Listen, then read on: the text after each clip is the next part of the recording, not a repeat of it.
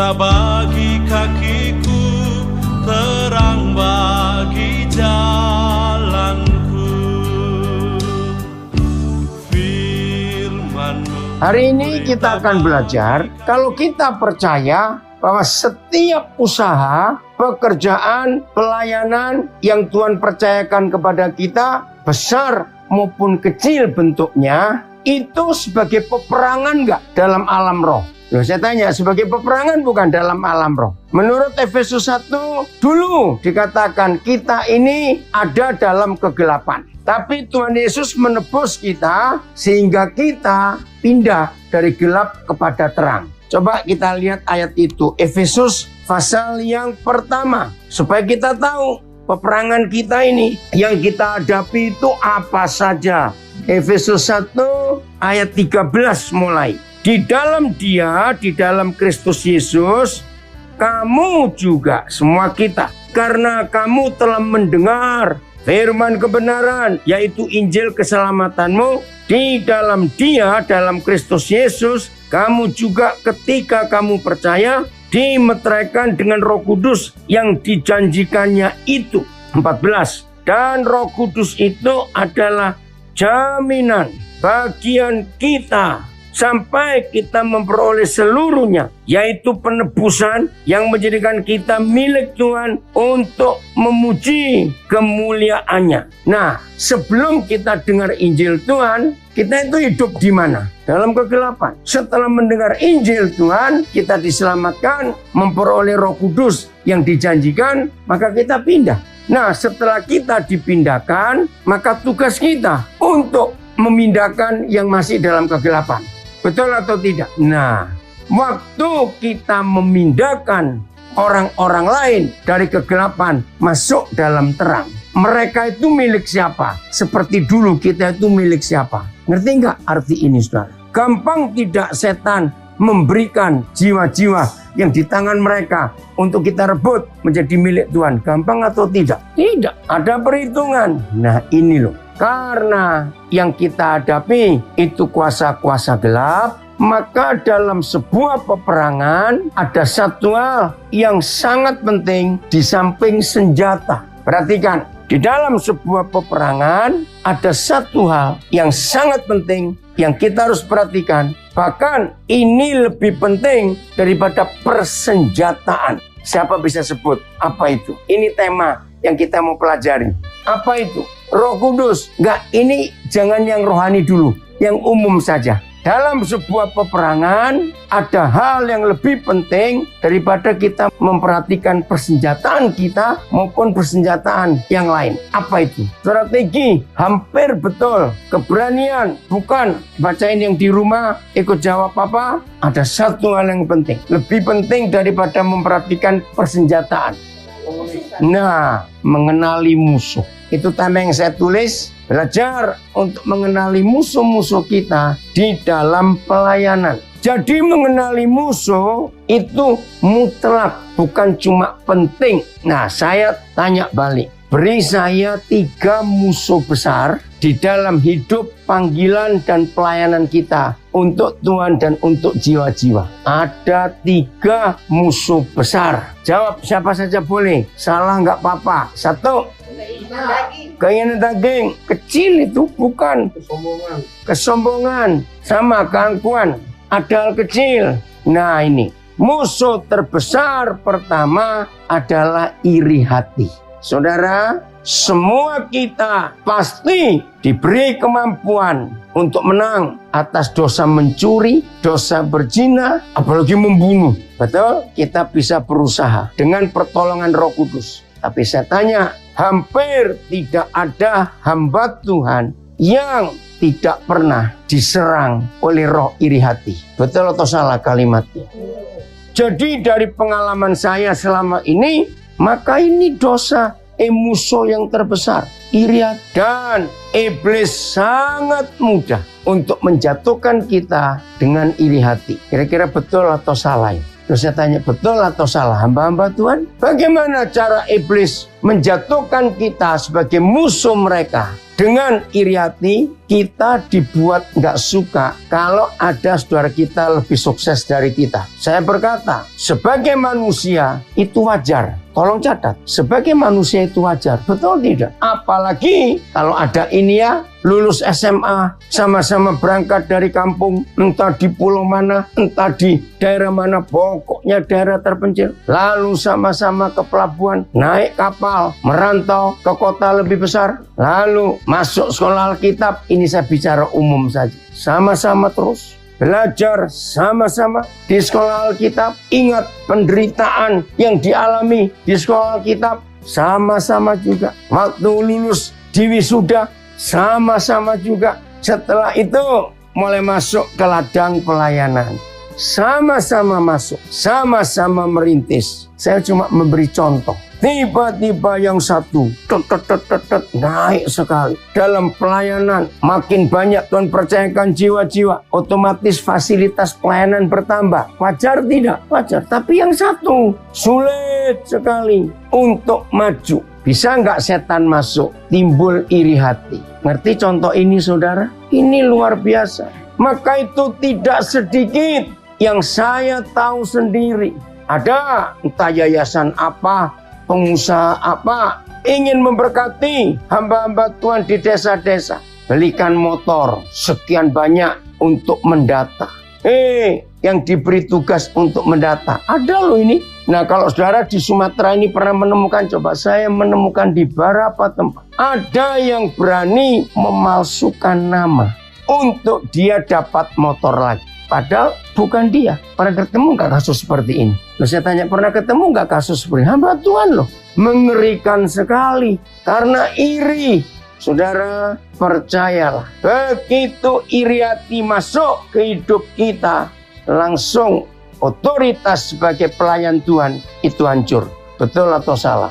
Hancur. Karena kita nggak suka kepada saudara yang lain. Maka itu hati-hati untuk hal ini. Nah, bagaimana cara mengatasi iri hati? Bukan dengan doa, bukan dengan puasa. Lalu dengan hikmat Tuhan dari firman-Nya. Mari kita buka kitab Hakim-Hakim 5 ayat 20. Hakim-Hakim 5 ayat 20.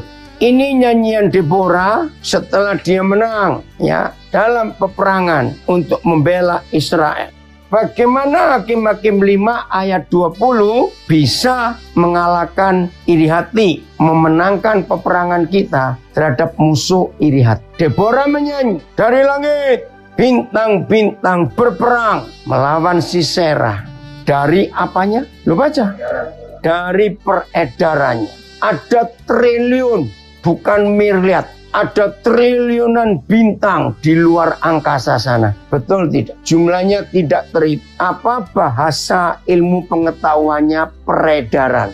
Bukan bahasa ilmu pengetahuan. Science, poros, rotasi, circle, orbit. Saudara, ada triliunan bintang.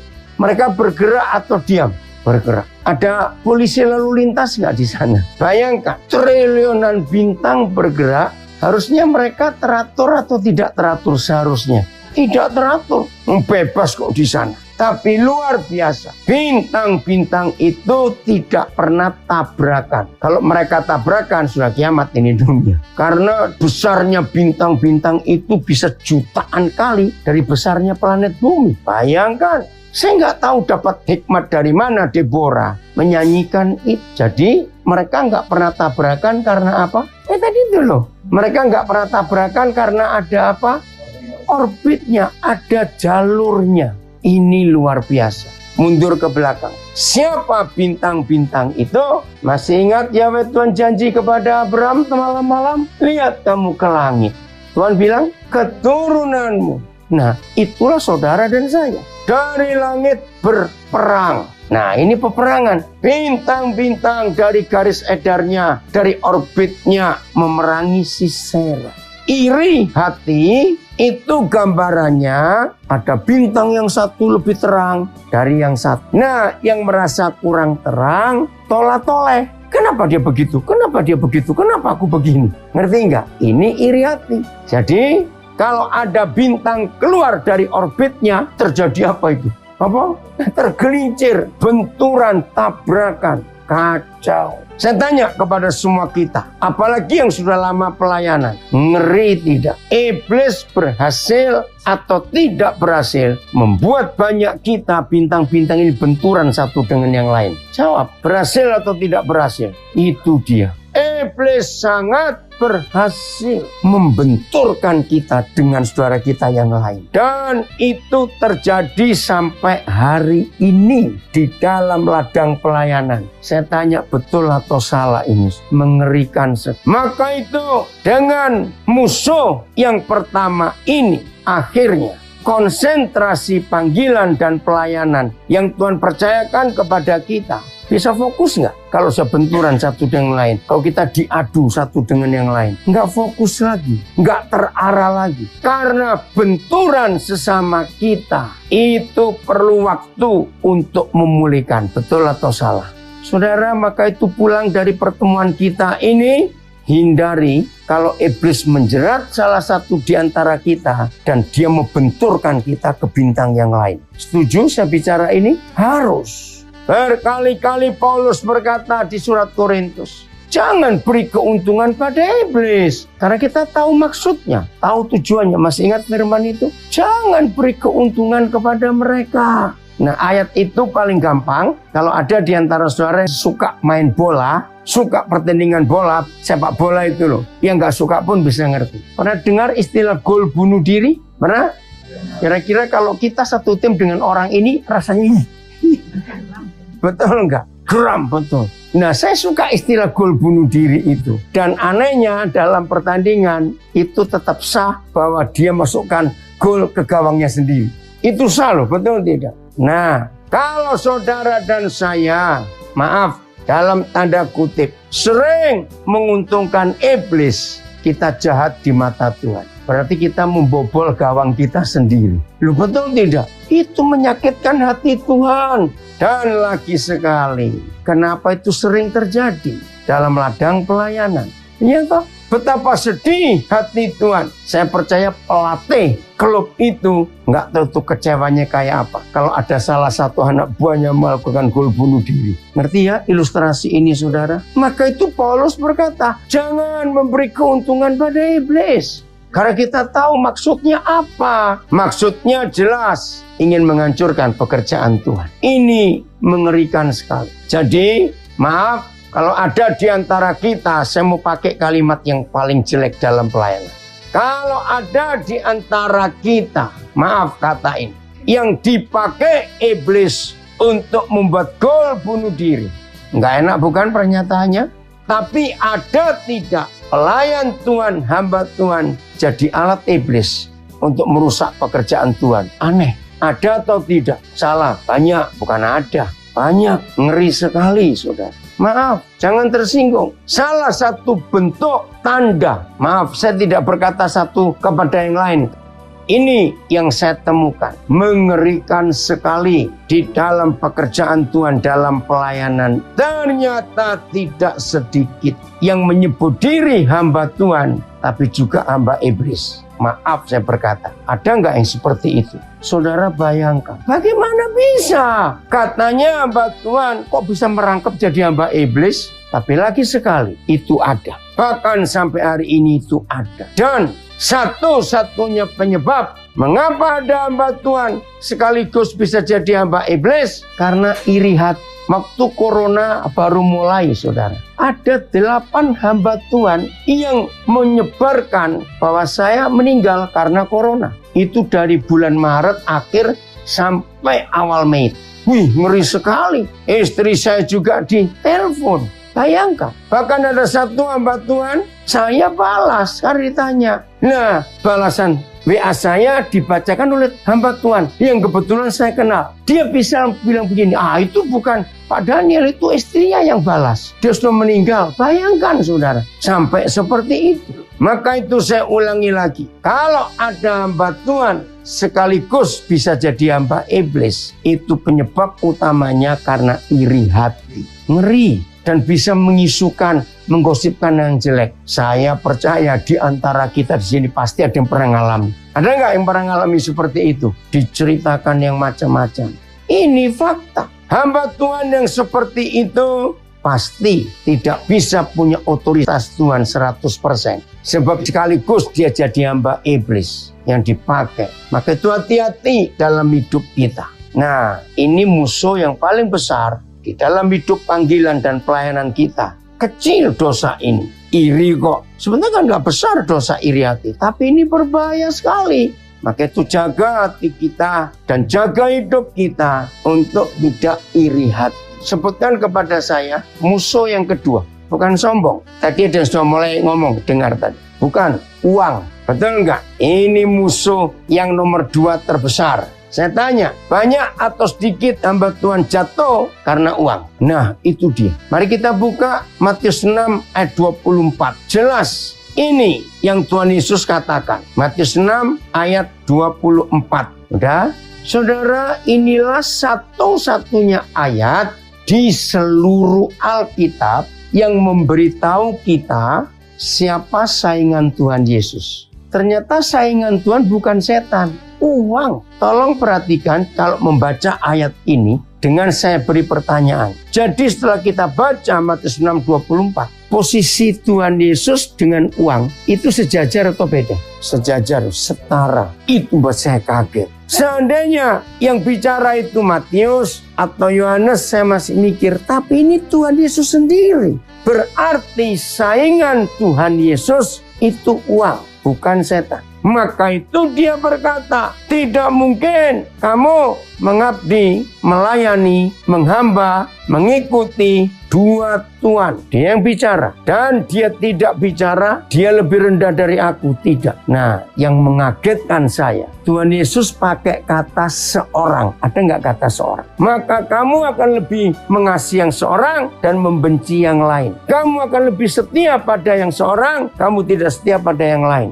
Saudara yang belum tahu, supaya hari ini tahu. Berarti buat Tuhan Yesus, uang itu benda atau pribadi? Pribadi. Seorang. Itu yang saya kaget. Berarti uang itu punya nyawa. Karena seorang. Saya ulangi. Tidak ada pribadi lain di dunia yang memberitahu manusia uang itu bukan barang, tapi dia hidup, dia punya nyawa, dia person, pribadi. Ngeri sekali.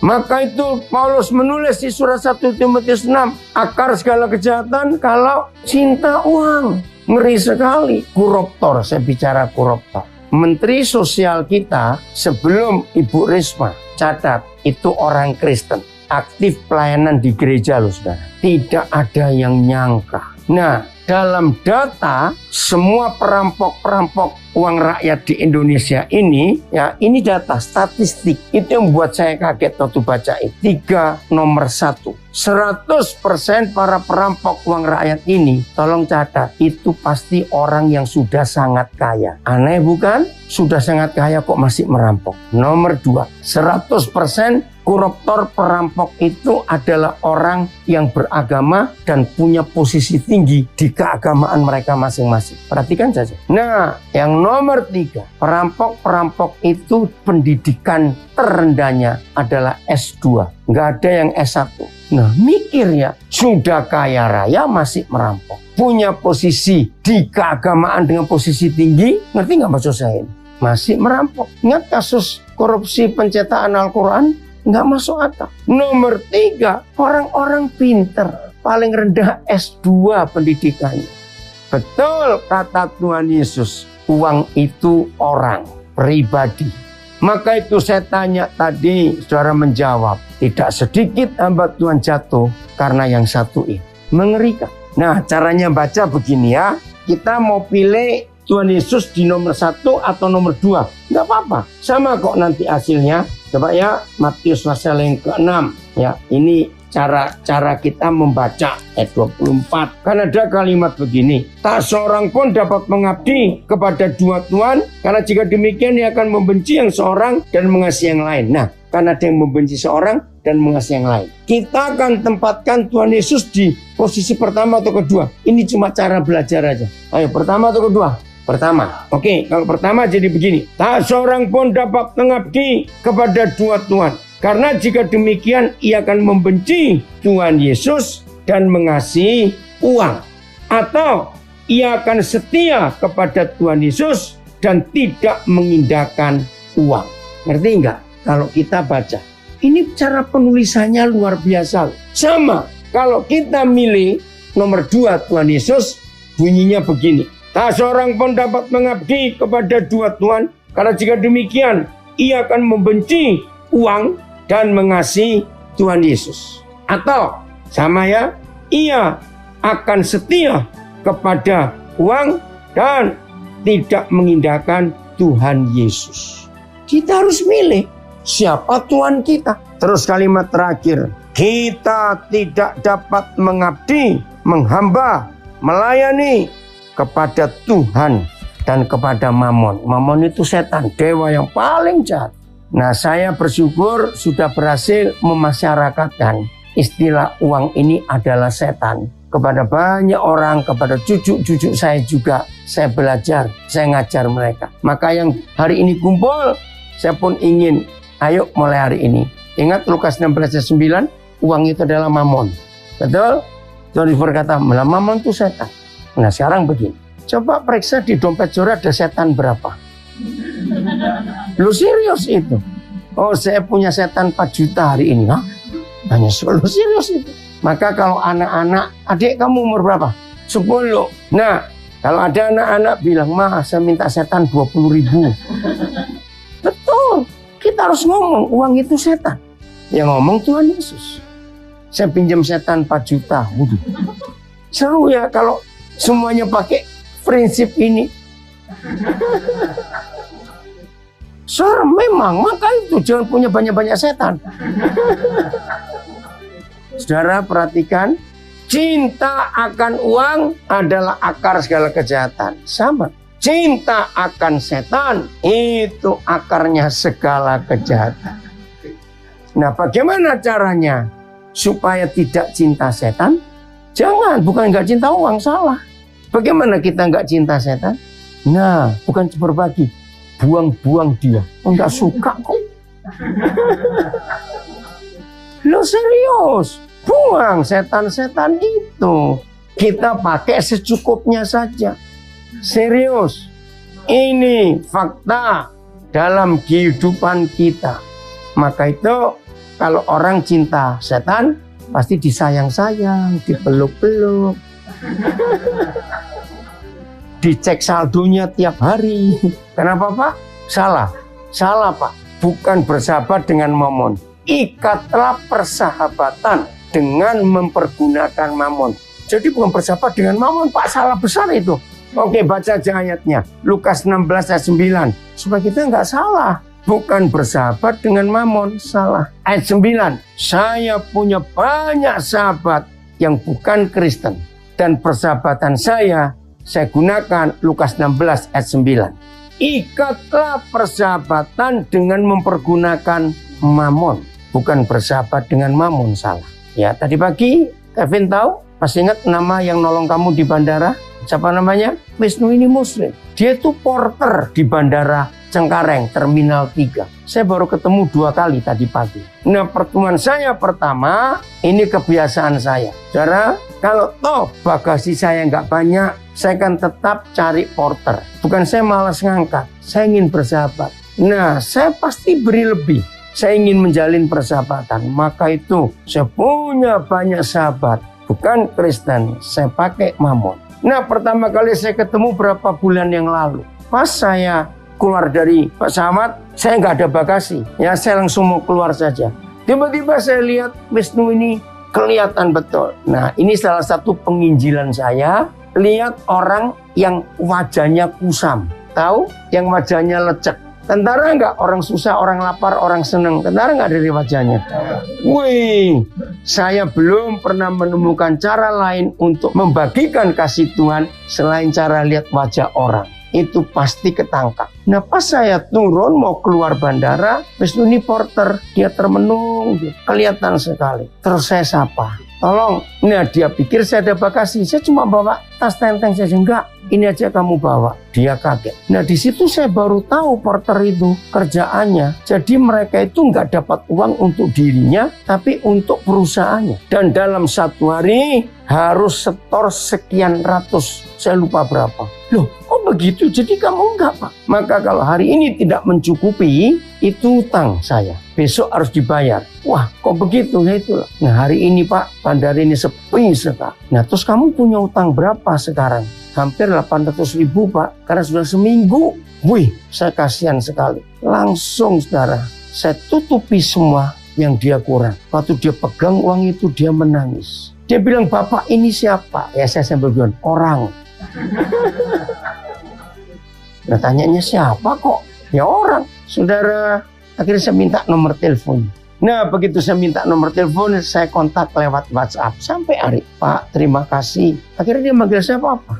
Saya ngomong tentang kasih Tuhan. Saya nggak ngomong soal agama Kristen, tidak. Dia bilang, Pak terima kasih. Sekarang saya bisa nabung karena ada lebih sedikit untuk kelahiran anak pertama saya. Oh ya? Istri mau melahirkan dia. Ya udah, Papa akan biayai kelahiran anakmu nanti. Dia nggak percaya. Dia bilang, saya nggak ngitung, Pak. Sudah berapa, mungkin ribu loh orang yang saya tahu lewat di bandara karena sosial lama. Tapi kenapa baru Bapak yang begitu? Nah itu kekuatan uang. Nah tadi pagi anak saya mau berangkat, dia harus bawa anjing. Masih kecil. Waduh, saya bilang bagaimana saya nggak pernah tahu ini bawa anjing. Saya telepon Wisnu itu. Aduh Pak, saya lagi libur. Bapak perlu pertolongan apa? Saya bilang, ini loh, saudaramu ini mau bawa anjing. Jam berapa datang? Jadi di hari ini nggak kerja jatahnya, tapi dia khusus datang untuk nemui saya. Dan buat saya pun jadi nggak repot. Karena saya bisa minta tolong, oh ya hari ini. Dia cukup sibuk nggak membantu kamu tadi, ngatur. Saya juga nggak ngerti urusan itu di bandara. Nah itu, saya kasih lagi lebih. Karena saya tahu ini bukan jam kerja dia. Dia bilang, tabungan saya tambah Pak, untuk kelahiran anak saya nanti. Nah kalau sudah begitu hatinya terbuka enggak? Terbuka. Maka itu dikontak handphone saya. Sopir taksi, tukang parkir. Kalau di WC kan ada bagian pembersih itu. Itu ya cleaning service-nya. Porter bandara. Wah saudara. Maka itu kalau suatu kali sudah ikut saya pergi ke bandara yang tertentu. Yang saya sering pergi Jakarta, Surabaya, Biak, Makassar. Waduh teman saya banyak sekali. Dari tukang parkir, tukang sapu, bagian x-ray, bagian security. Serius, saya gunakan mamon itu. Di bandara-bandara itu, kalau saya pas lewat, ada berapa warung, kan ada tempat makan di dalam itu. Lewat, pasti ditanya, Pak, apa kabar? Baik, delay nggak Pak?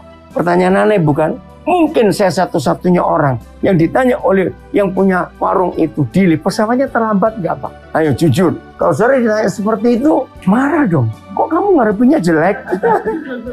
Kenapa mereka tanya? Karena kalau mereka tahu pesawat saya terlambat, warung mereka pasti laris. Loh kok bisa begitu? Ini kebiasaan saya. Saya duduk, saya lihat orang. Entah bagian WC, bagian tukang sapu atau apa. Orang lapar kan kelihatan dari wajahnya. Yang pura-pura awas ya. Maaf. Itu saya panggil, sini sebentar. Ada waktu ada. Pesan makan. Serius. Saya ngomong tentang pengampunan, tentang hidup, tentang masa depan, itu pasti terbuka. Selesai satu, cari teman membeli makan, suruh ke sini. Nah, yang punya warung seneng nggak? Wah, begitu. Maka itu kalau mereka tahu saya lewat, delay nggak Pak? Delay nggak Pak? Itu pertanyaannya aneh sekali. Nah, itu Lukas 16 ayat 9. Maka itu setan benci kepada saya karena saya nggak pernah sayang dia. Loh kalau nggak sayang kan dibuang-buang. Nggak sayang kok. Serius. Inilah cara hidup supaya kita nggak jatuh di dalam dosa uang.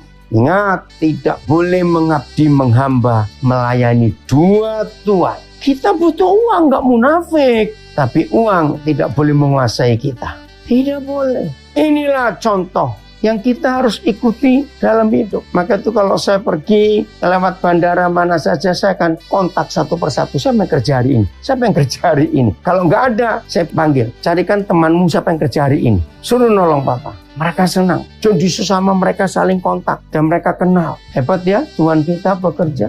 bagian tiket juga gitu.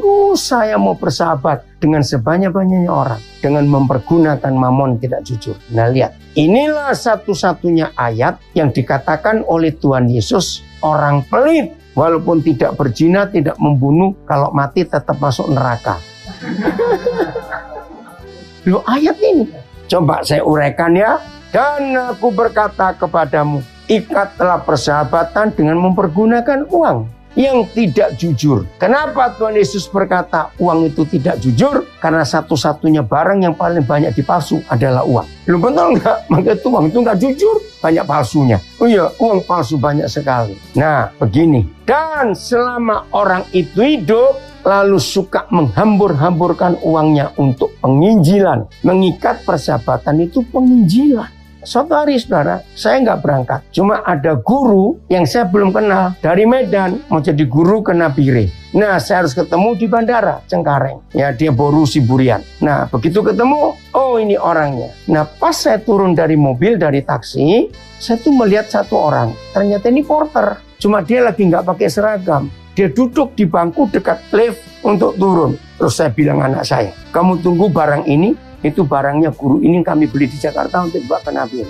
Anak saya langsung tahu, oi papa cari jiwa lagi ya kamu tunggu. Karena orang ini duduk termenung. Begitu saya dekati, selamat malam. Nah, saya cuma suruh nganter ini aja. Padahal ada anak saya. Demi persahabatan ini. Kenapa kamu kok kelihatan sedih, kelihatan murung sekali? Pak, sudah 2 hari. Saya nggak cukup uang untuk setor. Oke, kamu tolong. Nanti Bapak akan cukupi. Dia kaget. Wah, jadi semangat ketika dengar, saya cukupi nanti ini. Bapak mau kemana? Enggak. Saya mau ketemu anak Bapak di dalam. Dia ngantar. Nah, check in semuanya habis itu. Saya cerita soal kehidupan. Saya cerita soal masa lalu. Hidup itu jangan diberati oleh masa lalu. Wih, dia senang dengar itu. Namanya Jerry, ya, Muslim. Udah, akhirnya saya minta nomor teleponnya. Saudara, sampai hari ini dia masih kontak. Sayang tadi pagi dia nggak kerja. Lain kali ya Pak, dia manggil saya Papa. Pak, kalau Pak balik lagi, beritahu. Itu cara saya hidup dengan mamon ini. Apabila mamon itu tidak bisa menolong kamu lagi, apa artinya kalimat itu? Uang nggak bisa menolong. Susah bener. Apa artinya? Nah, nggak usah ragu-ragu. Mati. Lu betul nggak? Orang kaya mati juga nggak?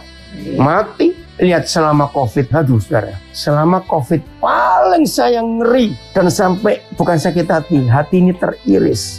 Kalau melihat orang kaya kena COVID dan uangnya nggak bisa menolong. Dari kumpulan cerita selama setahun lebih, yang paling menderita itu orang kaya. Kalau ada anggota keluarganya yang nggak tertolong karena COVID, begini yang paling sering saya dengar. Dokter, carikan obat yang paling mahal. Kami siap untuk membayarnya. Dokter jawab, belum ada obatnya barang ini. Bayangkan, apa nggak sakit itu hati, nggak teriris. Uang banyak, tapi nggak bisa. Yang lain lagi kan perlu ventilator untuk nafas. Carikan yang paling mahal buatan negara mana saja. Berapapun harganya kami bayar. Kalau perlu impor dari mana, kami bisa sehari nyampe. Karena ada uang. Tapi tetap nggak bisa tertolong. Maka itu saudara, kalau suatu hari nanti orang yang punya uang banyak dan tidak bisa tertolong lagi, berarti orang itu meninggal. Maka itu mulai hari ini, kalau ada orang tanya kepada saudara, kerja itu untuk apa? Jawaban umum apa? Orang kerja untuk apa? Untuk hidup. Wajar orang berkata begitu. Tapi menurut Tuhan Yesus itu salah. Kalau bekerja itu untuk hidup, artinya begini, orang kaya nggak mati-mati. Loh betul nggak? Karena dia kerja, punya duit, jadi hidup terus. Padahal orang kaya mati nggak? Ya sudah. Nah, apabila ada orang selama hidupnya tidak mempergunakan uang setan-setan itu untuk penginjilan, maka ketika uang itu nggak bisa menolong lagi, orang itu mati, baca kalimat itu. Kalimat terakhir, ia diterima di dalam kemah abadi. Itu kalau selama hidupnya dia tidak pelit, dia selalu berbagi untuk pelayanan penginjilan. Nah, tapi kalau dibalik, selama hidup kaya, pelit, nggak pernah berbagi untuk penginjilan, maka matinya dia diterima di mana? Nah, neraka. Itu saya sering berkata kepada pendeta-pendeta kaya, hati-hati kamu. Nggak berzina, nggak membunuh, nggak mencuri, tapi pelit. Walaupun pendeta tetap masuk neraka. Catat itu baik-baik. Mengerikan sekali. Jadi jelas ya hal ini saudara, penting sekali. Maka itu jangan menjadi hamba untuk dua tuan. Harus pilih. Oke, saya berhenti sampai di sini. Ada yang bertanya enggak? Ayo diskusi sebelum kita akhiri. Karena sudah hampir 1 jam, nggak terasa. Ayo, ada yang tanya? Yuk, silakan. Siapa saja, ayo. Boleh merenung. Soal uang ini penting. Soal iri hati. Ya, ayo. Ya, berdiri aja. Kenapa? Ada? Ayo kita diskusi. Ya, silakan. Tadi definisi iri hati tadi Om masuk ke pengalaman Om pribadi. Ya. Dengan ada Om bilang 8 hamba Tuhan. Iri hati. Masalah definisi iri hati. Oh, ha? Terus Om kaitkan dengan kasus yang tadi ada 8 orang hamba Tuhan dalam tanda kutip menyebarkan. Oh, meninggal. Ah. Ya. Dari mana Om tahu bahwa, maaf kalau saya salah, dari mana Om tahu bahwa itu didorong dengan rasa ini? Terima kasih. Oh iya, ya. Kalau orang yang nggak suka seseorang, gampang nggak ngisukan orang itu meninggal. Ya sudah. Pernah nggak diantara saudara yang pernah diisukan meninggal? Belum ya. Nah, jadi karena itu berarti dia nggak suka. Saingan, itu saja. Ada lagi yang lain? Oh ya, silakan.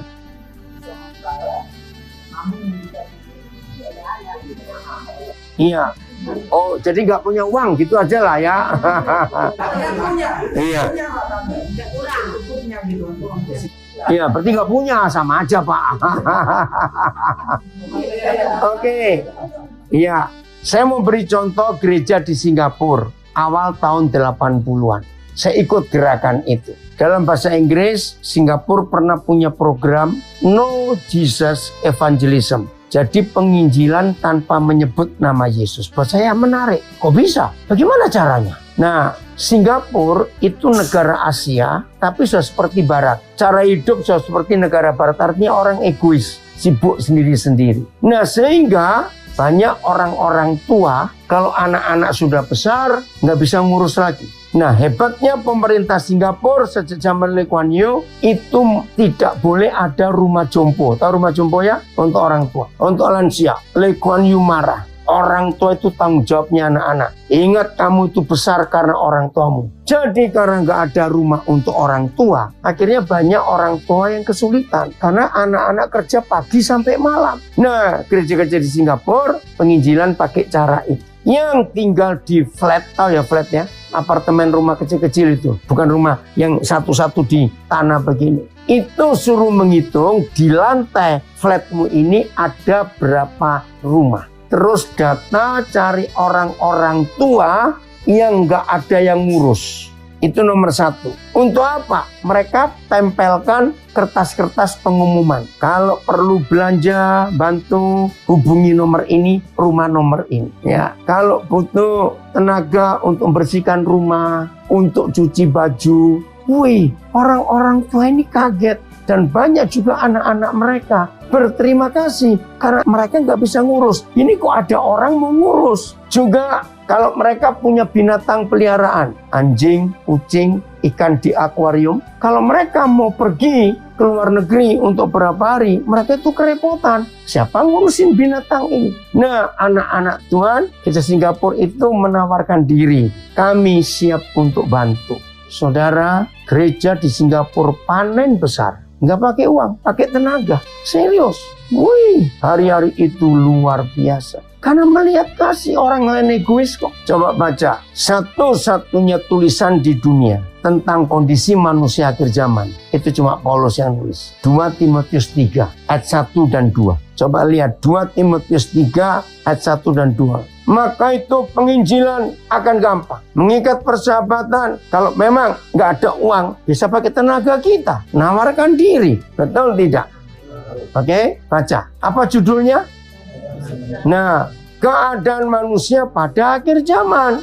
Cuma satu ini tulisan di dunia. Baca 1, 2, 3. Nah, stop. Sekarang sulit nggak ini?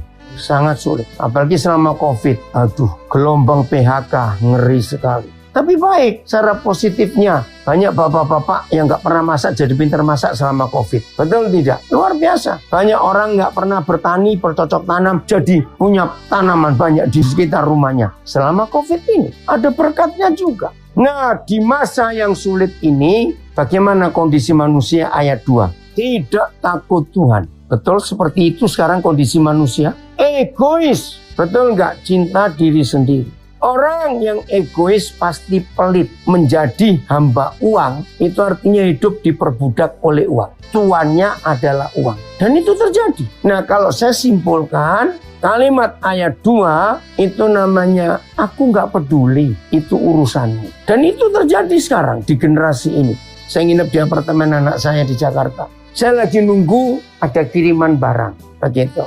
Nah, karena saya nunggu di pintu, ya santai. Tiba-tiba ada orang yang di tangannya banyak bawa barang, ingin masuk. Nah, di depan saya ada satu orang lagi, tapi orang ini cuek. Begitu saya lihat orang ini bawa barang, saya tahu dia mau masuk. Saya bukakan pintunya, karena saya juga bawa aksesnya untuk masuk. Saudara, saya lihat beberapa orang di situ melototin yang satu. Dia santai, diam saja seperti nggak ada apa-apa. Ngerti nggak contoh ini? Banyak orang egois hanya sekedar bukain pintu. Itu berarti betul. Iya, karena peduli. Jadi walaupun nggak ada uang, kita punya tenaga, punya ide, punya waktu. Maka itu kalau kita bertetangga, kelihatan halamannya kok kotor, tawarkan diri. Apa bisa saya bantu untuk bersihkan? Nggak pakai uang, tapi itu persahabatan. Apa saja. Maka itu kalau kita hidup seperti yang Tuhan ajarkan, seperti yang Tuhan katakan, hidup ini luar biasa. Dan jadi berkat. Jelas? Ada lagi yang lain? Satu lagi terakhir? Oh, silakan. Ada satu hamba Tuhan, Pak, melayani satu jemaat. Dan jemaat itu pekerjaannya yang utama itu mencuri. Tetapi dengan hasil mencuri itu, karena di daerah kami pun ada, jemaat itu setia memberikan persepuluhan. Ini uang ya Pak ya. Ya. Supaya kita kalau hamba Tuhan ini nanti ngerti ya. Tapi hamba Tuhan nggak pernah mengajarkan tentang Mencuri. tapi melarang. Tapi orang itu memang pekerjaannya seperti itu Pak. Kalau mencuri besi, tapi setia Pak itu memberikan persepuluhannya. Nah ini minta keterangannya. Salah benarnya itu bagaimana? Yang menerima atau yang para pelayan kan yang menerima persepuluhan dan Pak. Jadi ini letaknya ini. Ya, secara hukum yang memberi salah, yang menerima juga salah. Iya, maka itu di undang-undang korupsi itu namanya mencuci uang. Iya. Nah, jadi itu tugas gembala mengajari dia untuk tidak mencuri dan menolak persembahan itu. Jelas salah di hadapan Tuhan. Memang pencucian uang haram itu paling enak di dalam agama. Iya, maka itu jahat sekali. Nah, kita tidak boleh setuju. Ya, jadi ajari jemaat untuk tidak mencuri. Sawit pun, kamu kerjalah. Untuk kalau enggak, kamu bercocok tanam sendiri. Bisa masih punya tenaga. Jelas ayat yang terakhir. Supaya Tuhan berkenan kepada hidup kita. Kalau kita mau betul-betul. Nah, untuk menang atas uang, 1 Timotius 6 ayat 8. Kita baca ayat terakhir. 1 Timotius 6 ayat 8. Kita baca. Kalau setan-setan tahu bahwa saudara dan saya tidak pernah tamak, tidak pernah rakus, dan bisa berkata cukup, maka setan tidak akan bisa bekerja di hidup kita. Setan hanya bisa bekerja di hidup orang yang tamak. Nah, contoh. Saya anggap ini kecil, tapi ketika saya cerita, orang kaget. Saya pernah dengar kata digendam, dihipnotis. Pernah tahu nggak? Pasti ada bukan? Itu kuasa gelap. Saya pernah buktikan, kalau orang itu nggak punya sikap rakus dan ingin cepat kaya, kuasa gelap itu nggak berlaku atas orang itu. Memang dia nggak butuh duit kok. Tapi orang yang hatinya tamak, nggak pernah cukup, merasa cukup, pasti kena. Ini luar biasa. Maaf. Dengan kata lain, kalau ada orang bisa kena hipnotis sampai ROG diambil semua, dituntun ke ATM suruh ambil, ada loh itu. Pulang ke rumah ngambil ini, pasti dia sedang tamak. Hidupnya nggak pernah merasa cukup, kurang terus. Maka itu kata cukup adalah asal ada makanan dan pakaian. Artinya asal nggak telanjang dan nggak kelaparan. Cukup, cukup. Ini hidup yang luar biasa. Begitu ada kata cukup, maka setan nggak bisa bekerja. Betul ya? Siap menang? Ya, harus menang. Jadi kenali musuh kita. Apa nomor 1 tadi? Iri hati. 2, mamon. Hati-hati itu. Woi, tepuk tangan buat diri sendiri.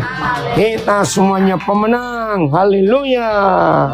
Tuhan Yesus memberkati kita semuanya. Puji Tuhan. Ayo kita semua jadi pelaku firman. Firman-Mu pelita bagi kakiku, terang bagi jalan.